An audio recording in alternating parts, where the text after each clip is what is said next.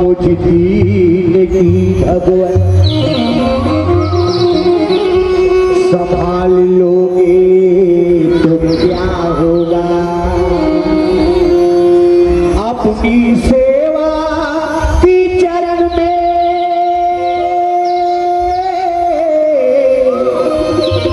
लगा लोगे तो क्या होगा। मैं नामी पापी, मैं जिंदगी भर पाप किया हूँ भगवान, आपके चरण में आया हूँ दीनानाथ, मुझे भी आपके चरण में शरण देना प्रभु। मैं नामी पापी, नामी पाप हर हो तुम, दो लाज दोनों ना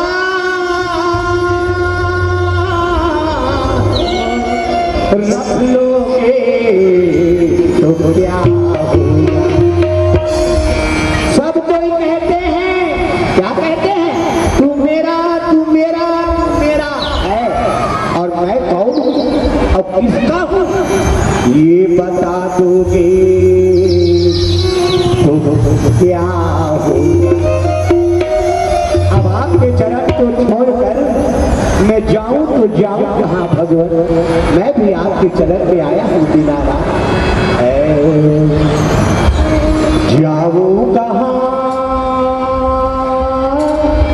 तजी चरण तुम्हारी, जाऊं कहां